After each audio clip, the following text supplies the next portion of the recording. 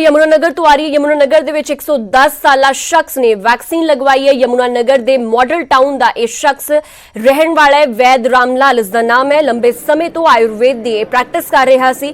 ਰਾਮਲਾਲ ਨੇ ਹੋਰਨਾਂ ਨੂੰ ਵੀ ਵੈਕਸੀਨ ਲਗਾਉਣ ਦੀ ਅਪੀਲ ਕੀਤੀ ਹੈ ਤੇ ਪਹਿਲਾਂ ਕਿਤੇ ਜਦੋਂ ਵੈਕਸੀਨ ਆਈ ਸੀ ਉਦੋਂ ਲੋਕਾਂ ਦੇ ਵਿੱਚ ਇੰਨਾ ਰੁਝਾਨ ਨਹੀਂ ਸੀ ਵੈਕਸੀਨ ਨੂੰ ਲੈ ਕੇ, ਪਰ ਹੁਣ ਹਰ ਉਮਰ ਦਾ ਔਰ ਹਰ ਵਰਗ ਦਾ इंसान जोड़ा है वैक्सीन वास्ते अपना रुझान विखा रहा है। यमुनानगर दी ये तस्वीरां ने जिथे 110 साला एक शख्स ने वैक्सीन लगवाई है। यमुनानगर दे मॉडल टाउन दे रहन वाले वैद रामलाल ने जिन्होंने जो कि 110 साल दे ने और लंबे समय तो आयुर्वेद की प्रैक्टिस कर रहे सी। रामलाल ने होरनां नूं भी वैक्सीन लगाउण दी अपील की है। जी की एज जो है 110 साल जैसा कि ये बताते हैं, क्योंकि हमारे से तो बहुत और कोई रिकॉर्ड भी नहीं है इनका, जैसा इन्होंने बताया और सारे संबंधी से पता लगता है हमें 110 साल से ज़्यादा 110-11 साल के हैं ये कम से कम, लेकिन जो आधार कार्ड बना हुआ है वो उसके हिसाब से 104 साल के ही हैं और बिल्कुल स्वस्थ हैं। और मेरा ख्याल है ज़िले में हो सकता है शायद पूरे हरियाणा में भी सबसे ज़्यादा उम्र के हों, नहीं तो ज़िले में तो अवश्य ही ये पूरी सबसे ज़्यादा उम्र के हैं। अगली खबर लाहौल तो आ रही है। वैक्सीन ਨੂੰ ਲੈ ਕੇ ਲਾਹੌਲ ਸਪੀਤੀ ਦੀ ਇੱਕ ਵੱਖਰੀ ਤਸਵੀਰ ਦੇਖਣ ਨੂੰ ਮਿਲੀ ਹੈ। ਵੈਕਸੀਨ ਲਗਵਾਉਣ ਦੇ ਲਈ ਲੋਕ 50 ਕਿਲੋਮੀਟਰ ਦਾ ਸਫ਼ਰ ਕਰਨ ਦੇ ਲਈ ਮਜਬੂਰ ਨੇ।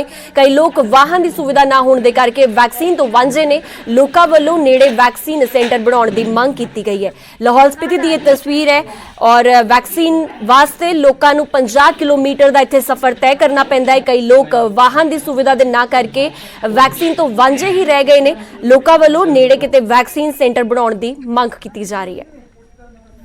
उदयपुर सीएससी में वैक्सीनेशन लिया और मुझे अच्छा महसूस हो रहा है, मुझे कोई तकलीफ नहीं हो रही है। तो यहाँ पे अच्छा इंतज़ाम है प्रशासन की तरफ से भी और स्वास्थ्य विभाग की तरफ से भी।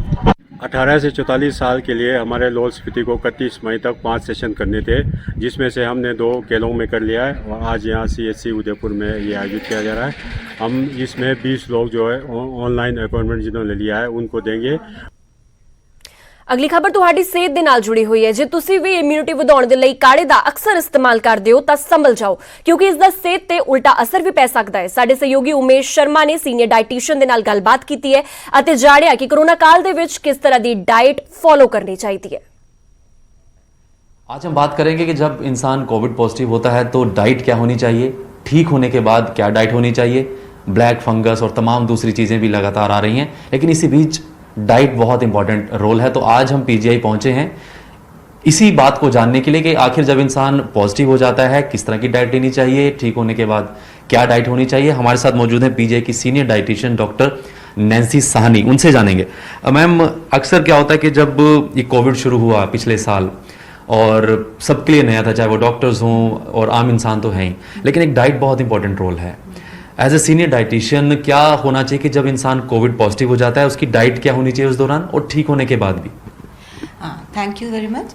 अच्छा देखो, जो इम्यूनिटी है वो जब हमारी डाउन होती है, बीमारी में भी डाउन होती है, बीमारी से पहले भी डाउन होती है, इसलिए हम बीमार भी हो जाते हैं। ठीक है, सो ये जो इम्यूनिटी है बहुत सी चीज़ें हैं जो हमारा इम्यून सिस्टम बनाती है, जैसे कि मॉलिक्यूल्स, सेल्स, ऑर्गन्स, टिश्यूज़, ये सब मिलकर हमारा इम्यून सिस्टम बनाते हैं।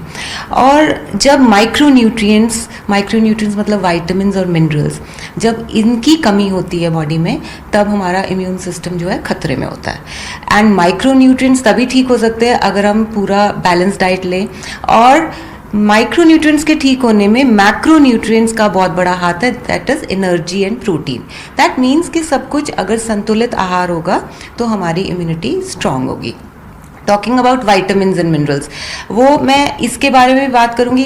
एक और सबसे इम्पॉर्टेंट बात ये है कि जो एक वेस्टर्न डाइटरी पैटर्न आ गया जो कि हमें पता भी नहीं लग रहा है, ऑल स्विगी, जोमैटोज एंड ऑल, सारा रिफाइंड कार्बोहाइड्रेट आ गया है, इतना चीनी, इतना नमक, इतना तेल, जो आपको पता भी नहीं कि आप क्या खा रहे हैं। ये सारे प्रो इन्फ्लामेटरी होते हैं। हमें क्या चाहिए? Anti inflammatory. इन्फ्लामेशन होता है जैसे सोजिश होना टाइप्स, ऐसे प्रो इन्फ्लामेटरी होते हैं।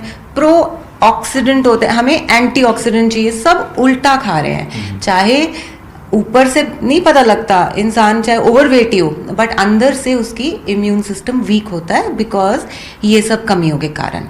तो कोविड पॉजिटिव इंसान की डाइट क्या होनी चाहिए, क्योंकि कोविड का दौर है। हाँ देखो, अब इसमें आपने देखा होगा कोविड की किट्स में आपने देखा होगा विटामिन्स और मिनरल सब सप्लीमेंट्स होते हैं। सप्लीमेंट्स तभी देते हैं जब हमारी इम्यूनिटी डाउन होती है, डॉक्टर की सलाह से होते हैं ये सप्लीमेंट्स। अब इन सप्लीमेंट्स में क्या होता है, एक तो वाटर सॉल्युबल विटामिन्स होती है, बी कॉम्प्लेक्स होता है, विटामिन सी होता है।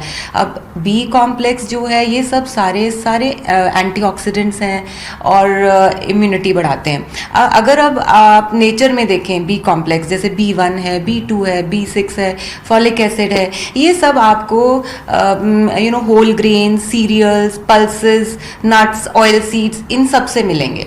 पर अगर आप खाओगे तो अगर आप मैदा खाओगे, अगर आप बिस्किट्स नमकीन खाते रहोगे तो ये कहाँ से मिलेंगे? फाइन, हम रियलाइज़ नहीं करते हैं कि हम ये गलत खा रहे हैं बिकॉज इतना रूटीन हो गया गलत खाने का। विटामिन सी है, फ्रेश फ्रूट्स से मिलता है, सारे सिट्रस फ्रूट से मिलता है, दूसरे फ्रूट से मिलता है। इवन नींबू भी आप निचोड़ो, नींबू में इतना विटामिन सी है कि आप अगर अपनी दाल सब्जी में भी निचोड़ो तो आपका पूरा हो जाएगा। 40 मिलीग्राम चाहिए हमें पूरे दिन में, वो पूरा हो जाता है। That is also very potent antioxidant.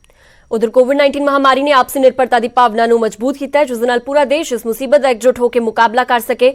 Vaccination ਦੇ ਐਲਾਨ ਤੋਂ ਬਾਅਦ ਜ਼ਰੂਰਤ ਹੋਵੇਗੀ ਕਿ ਅਸੀਂ ਆਪਣਾ ਮੋਹਰੀ ਯੋਗਦਾਨ ਦਈਏ, ਜਿਸ ਦੇ ਨਾਲ ਅਸੀਂ ਇੱਕੋ ਸਮੇਂ ਵਾਇਰਸ ਨੂੰ ਹਰਾਉਣ ਵੱਲ ਕਦਮ ਵਧਾ ਸਕੀਏ ਅਤੇ ਨੈਟਵਰਕ 18 ਇਸ ਮੁਹਿੰਮ ਦੇ ਵਿੱਚ ਹਰ ਕਦਮ ਤੇ ਤੁਹਾਡੇ ਨਾਲ ਹੋਵੇਗਾ।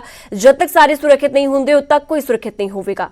ਇਸ ਸੋਚ ਦੇ ਆਧਾਰ ਤੇ ਕੈਂਪੇਨ ਸੰਜੀਵਨੀ ਦਾ ਉਦੇਸ਼ ਇਹ ਸੁਨਿਸ਼ਚਿਤ ਕਰਨਾ ਹੈ ਕਿ ਵੈਕਸੀਨ ਪਾਉਣਾ ਸਾਰੇ ਭਾਰਤੀਆਂ ਦਾ ਅਧਿਕਾਰ ਹੈ।